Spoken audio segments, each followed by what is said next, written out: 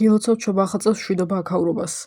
აა როგორც პირველ ჯერზე და როგორც მეორე ჯერზე და ასე შემდეგ, ისე ხდება რომ ისევ იმის მაგივრად რომ 1 იანვრიდან 7 იანვრის ჩათვლით ყველა ჩამეწერა და დამემთავრებინა, ისევ გადამიცდა ვადები და ეხლა ვცდილობ ესე თქვას გეგმას არ ჩამოვრჩა და მივყვე როგორმე შევასრულო. დღეს შევეხები ჩემს შესრულებულ მიზნებს 2025 წელს, ოღონდ მოკლედ. პირველ რიგში ჩემთვის პრიორიტეტული იყო ძილის რეჟიმის მოწესრიგება, იმიტომ რომ სადღაც ესე 15-დან 20 წლამდე პერიოდში ისე აურიე რეჟიმი, ისე ამერია, ცხოვრებაში პირველად 15 წლის რო ვიყავი და რაღაც არ ვიცი, იქ რაღაც პრიორიტეტების დალაგებასთან და რაღაცებთან რომ მქონდა პრობლემა და ეგ მაწუხებდა სულ თან დანაშაულის გრძნობის გამო. იმდენად დიდი იყო დანაშაულის გრძნობა ამ გვიან დაძინებების გამო და გვიან ადგომის გამო და მუდმივი დაღლილობის გამოც, რომ ცალკე დანაშაულის გრძნობის გამო, ასე თქვათ, უფრო მძიმედ იდგა ეგ საკითხი. მძიმედ მქონდა დაწორილი მხრებზე თუ რაღაც ასეთი. ხო და რაღაცნაირად ახლა რომ მივხედე ეს ბოლო 3 წელი, ესე მგონია რომ ცოტა შემცირდა დანაშაულის გრძნობა ზოგადად რაღაცა რომ აწუხებს დიდხანს ან რაღაც წლებში რამეს ცუდად რო ვაკეთებდი, მერე იმის გამოსწორებას რომ მივყვები ხოლმე და რაღაც გეგმა რომ აქვს გაწერილი, როგორ ასე ვთქვათ, ავინაზღაურო ის რაღაც ან როგორ გავასწორო ის დაშვებული შეცდომა ან პირიქით თუ რაღაცას გაკეთებას წლები გამოვტოვე, როგორ შევავსო ის დანაკლისი, ვამჩნევ ხოლმე რომ რაც უფრო მეტ პროგრესს ვაღწევ მაგ რაღაცის შევსებაში ან გაკეთებაში, უფრო იკლებს დანაშაულის გრძნობაც და ამ შემთხვევაშიც ეგრე იყო. ყოველ შემთხვევაში ახლა ადრე დაძინებას ვინ რას ეძახის არ ვიცი, ვიღაც ყველასთვის სხვადასხვა დრო შეიძლება ეგ იყოს. ყოველ შემთხვევაში ობიექტურად ესე მგონია რომ 12 საათამდე მაინც უნდა იყოს ეგ ადრე დაძინება, იმიტომ რომ ახლა ცხადია შუაღამის მერე უბრალოდ სისულელია ვინმე მაგას ადრე დაძინება დაუძახოს. ამიტომ ჩემთვის პრიორიტეტული იყო, რომ ერთ-ერთ წელს მანამდე როგორც გამომივიდა, ესე ვთქვათ, ან ვინიშნავდი აპლიკაციაში, როდის ვიძინებდი ადრე და ჩვევის გამოსამუშავებლად, ასე ვთქვათ.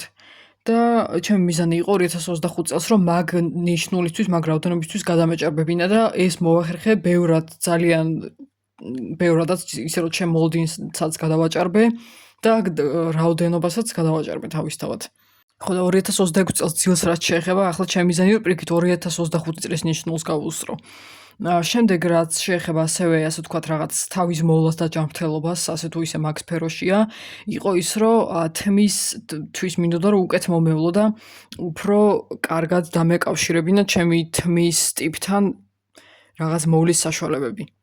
რაღაცა პერიოდში ჩემი თმა ცოტა დავიკიდესავით სამწუხაროდ და რაღაც მომენტში რო უყურებ ხალხს, ესე ვთქვათ, როგორ პროცედურებს იტარებენ, რამდენად ხშირად იბანენ, ასე შემდეგ, გასაგებია ახლა მაგის გამო რაღაც ბუნებრივობის გამო რატო უნდა ვიგრძნო მე თავი დამნაშავედ, ვთქვათ, ჩემი თმა თუ უფრო მალე ცხიმიანდება ან რაღაც ასეთი ხო, მაგრამ ესე მგონია რომ უყურებ ხალხს, შეიძლება ისწორებენ, შეიძლება რამეს ისვავენ, წარმოდგენა არ მაქვს, არ მიკითხავს არავისთვის ესე თმის მოვლის რუტინაზე, მაგრამ ხანდახან მომჩვენებია ამ ბოლო წლებში განსაკუთრებით, რომ სხვების თმა თითქოს სულ უფრო რბილიც არის, დამყოლიც, რომ უფრო ისე აი აბრეშუმისებრად გამოიყურება, უფრო რბილია თითქოს და ნაკლებად უხეში თუ ნაკლებად გაცხმიანებული. თან მე ახლა ჯანმრთელობის ისეთი პრობლემები მაქვს, რომ პირდაპირ თმის ხარისხსაც მოქმედებს ისე როგორც სხვა ყველაფერზე ხო და ნამდვილად არ ვცემ ხა ჩემ თავს მაგის გამო და არ ვადანაშაულებ ყოველდღე, რომ რაღაცას ვერ ვაკეთებ სწორად, უბრალოდ ხო, არ ვიცი ახლა ეთიკურია თუ არა ეგეთ დეტალებში ჩაღრმავება, იმდენად არასდროს არ მილაპარაკე და მიუჩვეველი ვარ, მით უმეტეს თმაზე და თმის ჯანმრთელობაზე ლაპარაკს და ეხლა თან პარალელურად ვფიქრობ, რისი თქმა იქნება შეუფერებელი და რისი არა. ყოველ შემთხვევაში, ბევრად უფრო ხშირად მჭირდებოდა წინა წლებში დაბანა, ვიდრე ვიბანდი. ალბათ ბევრს ეცნობა ეგ, პრინციპში რატო უნდა იყოს სირცხვილე, უბრალოდ მე მიუჩვეველი ვარ და მაგიტო ბევრს ეცნობა ალბათ ის მდგომარეობა, რომ რაღაცა საქმეები მიეწყო, ვერ დაიბანე თავი და რაღაც სულ შეკრულ მდგომარეობაში გაქვს და შეკრული გაქვს თმა და მეც რაღაც მომენტში ხშირად მქონია ეგეთი მომენტი. კონდიციონერის გამოყენება მეზარებოდა და წელს ეგეც გამოვიყენეთ, ან პლუს თოვლის ბაბუამ მომიტანა თმის ზეთი. ხო და ეხლა თმის ზეთის გამოყენებასაც ვაპირებთ, ან იმ მხრივ არის ძალიან კომფორტული, რომ ჩამობანა არ სჭირდება და თმას აშრება ზემოდან. მე მაქვს ტალღოვანი თმა, თითქოს რაღაც შერეულია, თან სწორიც არის, თან ტალღოვანიც არის და ისეთი ტექსტურაც აქვს და თმის ღერს რო გაუსვათ, იც სწორი არ არის, აი თითქოს რაღაც ტექსტურული თმა მაქვს.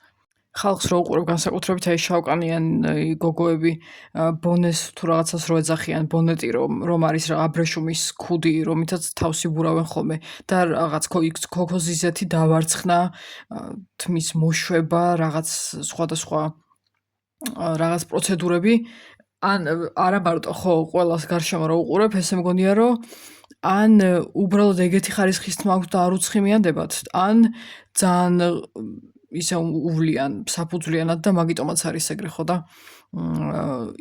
ხო წელს ესე მგონია რომ უკეთ მივხედეთ ჩემ თმას და შემდეგ წლებში უფრო უნდა ყურადღებით ვიყო, რომ ხარისხი არ გამიფუჭდეს და ასე შემდეგ. YouTube-ს რაც შეეხება, YouTube-ი რაც ესე 2022 წელს რაც ესე ძალიან მკაფიოდ ჩამოვაყალიბე და მკაფიოდ გავიფიქრე, რომ მინდოდა YouTuber-ობა, რასაც მანამდე არ ვფიქრობდი, მანამდე საერთოდ არც კი მქონია სურვილი, ძალიან სიამოვნებით ვაპირებდი ყოველთვის, რომ უბრალოდ მაყურებელი დავრჩენილიყავ, იმიტომ რომ არანაირი იდეა მანამდე, ან სურვილი, ან მონდომება, რაღაცა დრაივი არანაირი არ მქონია იმის, რომ კონტენტის შემქმნელი ყოფილიყავი ყოველ შემთხვევაში YouTube-ზე, ახლა კონტენტის შექმნა Instagram-ზე უკვე დაწყებული მქონდა.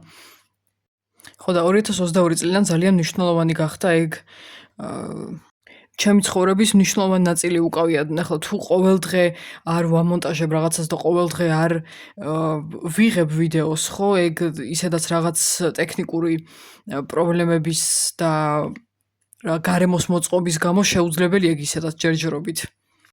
მაგრამ ძალიან დიდ ნაწილს იკავებს YouTube-ზე ფიქრი მაინც ჩემ ცხოვრებაში, თუნდაც იმით, რომ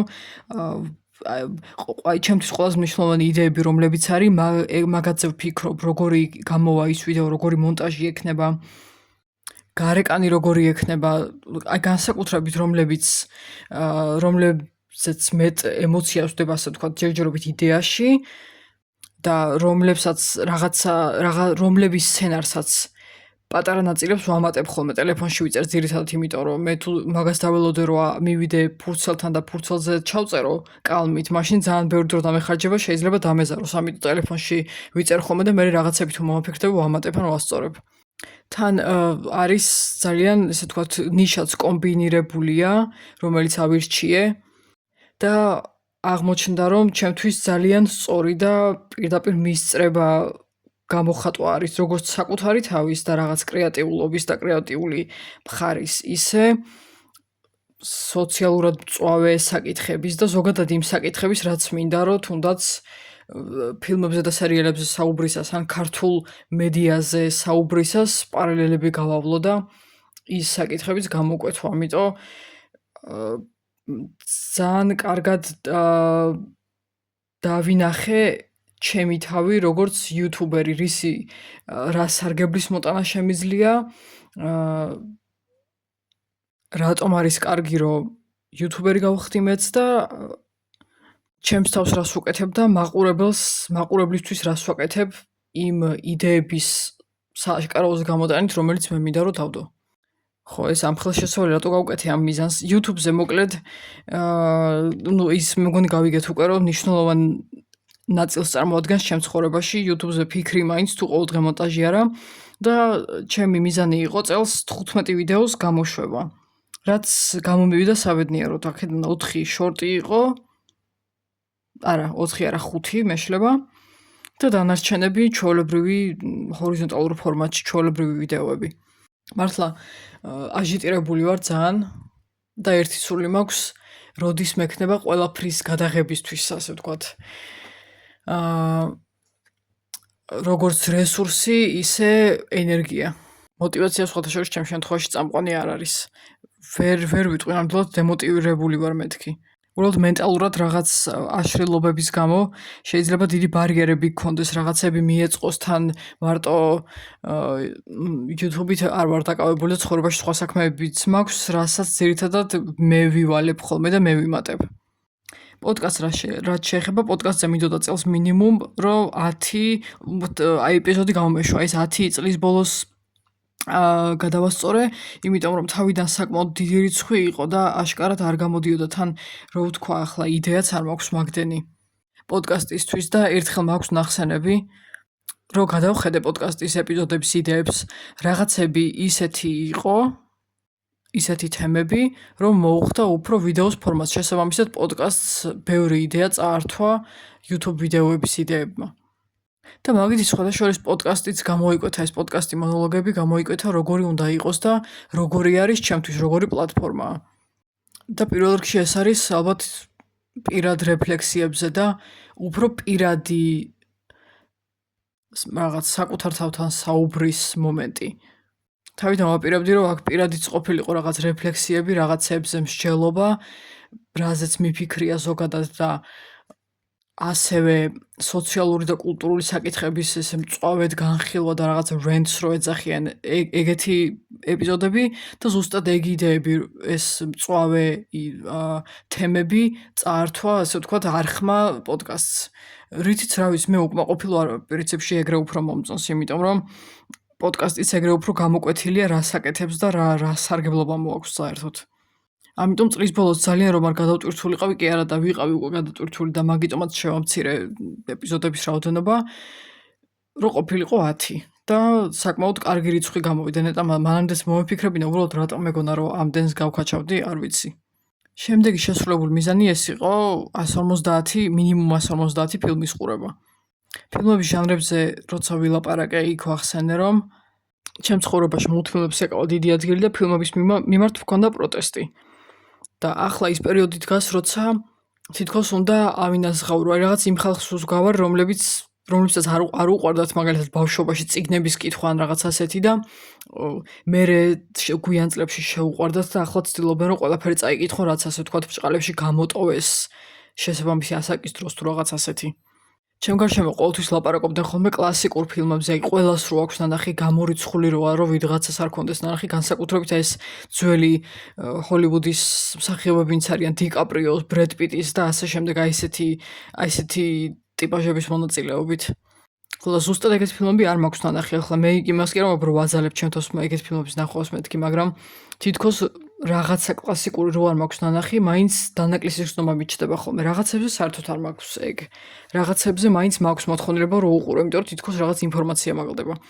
ხო და ძალიან მაგარია ეს 150 ფილმი, იმიტომ რომ ამის წინა წელსაც საკმაოდ ბევრს უყურე, მინიმუმ 100 თუ 120 იყო და გპირდებით რიცხვის გამო რიცხვი ამ შემთხვევაში გადამწყვეტი არ არის, უბრალოდ რაღაც პატარა გამოწვევასავით იყო ჩემი თავისთვის, რამდენად მოვახერხებდი. იმიტომ რომ ხანდახან ფილმების ყურებაზეც მიუხედავად იმისა, რომ თითქოს არ მოითხოვს დიდ ძალისხმევას და უბრალოდ უნდა იჯდა და უყურო, მე მინდა რომ ბოლომდე აწმყო მომენტში ვიყო, ასე ვთქვათ, წარმოდგენილი და არც ტელეფონი არ მეჭიროს და ეკრანს არ უყურებდი, ტელეფონის ეკრანს და არც რაღაც სხვას ვაკეთებდი. არის ეგეთი უფრო ფილმები არა, უფრო სერიალები, რომლებსაც ჩართავ ფონზე, უბრალოდ უსმენ და მაინც და მაინც შეხედვა არ არის აუცილებელი, არაფერს არ გამოტოვებ, მაგრამ ფილმების როცა უყურებ, არაფრით არ მინდა რომ რაღაც სხვა იქცევდეს ჩემ ყურადღებას, შესაბამისად მინდა რომ ბოლომდე კონცენტრირებული ვიყო ხოლმე და მაგის გამოა ზუსტად რომ მაგიტო სანამ აჭარანეთი არსებობდა და არავინ არ თიშავდა, არავინ არ აპირებდა გამოთიშვას, მაგ პერიოდზე მეფიქრება ხოლმე უფრო ხშირად რომ დამჯდარიყავი და მეყურებინა რა პრობლემას ვქნიდი, უბრალოდ რაღაც მომენტში ფსიქოლოგიურად თუ ცოტა რაღაცებს ებრძვი და სხვა რაღაცებზეც გაქვს საფიქრალი, მართლა ახლა მთელი 24 საათი მაგაში ხო არ გადის მაგაზე ფიქრში, რომ უნდა უყურო თუ არა ფილმს, ნუ ხანდახან ეგეც შეიძლება მოხდეს.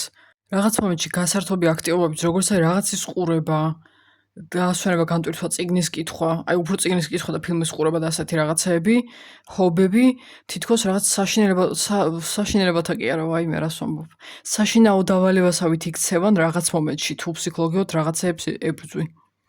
და თან თქვენ რომ ნახოთ, რამდენი ფილმები წერია ფურცელზე, სანახავი ფილმები, არ ვიცი, დაახლოებით რამდენი გამოვა, შეიძლება 2000-სა და 3000 შორის მერყეობს მგონი მაგ ფილმების რაოდენობა.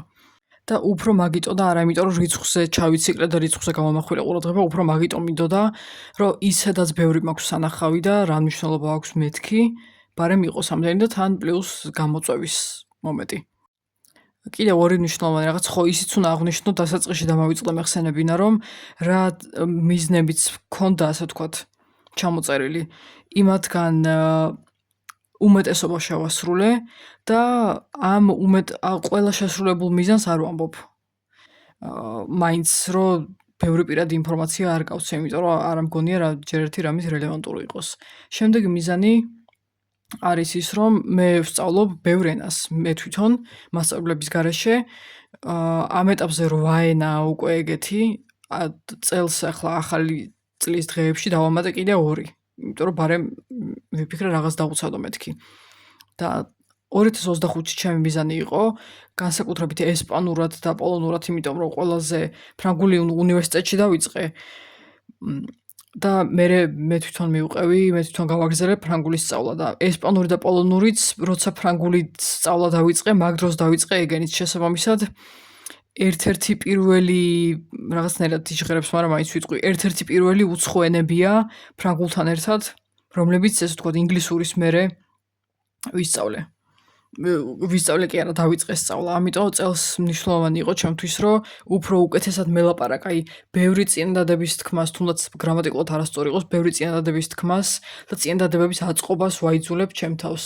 რაც შეიძლება მეტი, ესე ვთქვათ, გადანახული ლექსიკა რაც არის, ის სიტყვები გამოიყენო და რაღაც წინადადებები ააწყო და ეგ მინდოდა ზუსტად მეც, რომ შეიძლება რა დამანგრეველად მაგარი შედეგებისთვის არ მიმიღწევია ჯერ ამ შემთხვევაში, თუმცა ყველაფერი წინ არის და მინდოდა რომ ცოტა მაინც უკეთესად მელაპარაკა. ეგრე უფრო ჯობია მიზნის განსაზღვრა, ვიდრე რაღაც ძალიან ბუნდოვნად რო იყოს ჩამოყალიბებული და შენ თვითონაც ვერ გაიგო საკუთარი თავის გარაგიტო და ამიტომ ესე მგონია რომ სწორად განსაზღვრე და რაღაცნაირად მივაღწიე მაინც მაგას. რაღაცა იქ დიალოგი, წარმოსახული დიალოგი თუ ვიდეოებს რო წერენ ხოლმე, ერთ მხარეს თვითონ ის რო ამბობს, ის ვიღაც ის მასწავლებელი თუ ვინც არის და მეორე დიალოგის მეორე მხარე რო შენ უნდა თქვა რაღაც ესეთი რაღაცები და ასე შემდეგ. მოკლედ ეგეც შესრულებულია, რაც მახარებს ძალიან. და ბოლო მიზანი რომელსაც ვიტყვი, ეს იყო ის რომ მეტი უარყოფის მიღება მინდოდა. უარყოფი რას ნიშნავს? Rejection. აი მეტად რო გამოხვალ კომფორტის ზონიდან, ბევრ ვიღაცას რო გაახსენებ რო არსებობ, ან ბევრ ვიღაცას რო გაეცნობი და გააგებინებ რო არსებობ, გინდაც ეს იყოს სამსახურის მხრივ, გინდაც უნივერსიტეტში. რაღაცნაირად ყველა ეგ რო დავწერე ახალი წლის წინა წელს, იმავე წამსვე მომინდა რომ შევდგომოდი და დამეწყო მაგ ყველაფრის გაკეთება და რაღაცნაირად ისე მოხდა, რომ თავიდანვე არ შემიზღუდავს არც ერთი სფერო, რომ მარტო უნივერსიტეტში ვიზამამას, მარტო გასაუბრებების მხრივ ვიზამამას, ეგრე არ გამიკეთებია. და ძალიან კარგი რომ ეგრე გავაკეთე. ზოგადად შენ თავი უნდა მიაჩვიოს, აი უფრო განსაკუთრებით თუ ინტროვერტი ხარ, არ არის საჭირო რომ ზედმეტი თვითი იდენტიფიკაცია რაღაც თვისებებთან.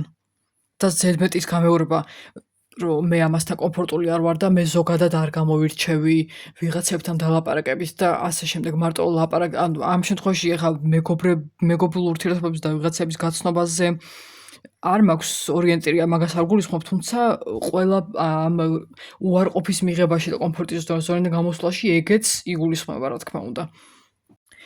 მაქვს ასევე სხვა მიღწევებიც, რომლებიც აი ძალიან მიხარია მართლა განსაკუთრებით ის, რომ ჯეფ ჯორჯიაში გავწევრიანდი, ყოველთვის მინდოდა რაღაც მსგავსი გამეკეთებინა სკოლის პერიოდშიც. მინდოდა რომ აი თითქოს მომესწროს, იმიტომ ამბობ, რომ იქ შესატანის საფასურიც არის ხოლმე და რაღაცა დებატების კლუბში მონაწილეობა, რაღაც ორგანიზაციაში გაწევრიანება, რომელიც ჩემ ღირებულებას ეხმიანებოდა, ყოველთვის მინდოდა და ეგ რომ მოვახერხე, არ ვიცი, ღრუბლებზე დავდივარ, ისე მიხარია. და არის კიდე ბევრი მიღწევა, თუნდაც ერთ-ერთი იყო ევროკავშირის ელჩთან შეხვედრა. იქ მოსწავლეებიც იყვნენ და სტუდენტებიც, სხვები. ეგ ხო საერთოდ მაგაზე უკეთეს წლის დასასრულს ვერც ვინატრებდი. და ეგ მიღწევები აქ არ ჩამომითვლია, რაღაცნაირად არც მაქვს მოთხოვნილება მაინც და მაინც რომ ჩამოვთვალო.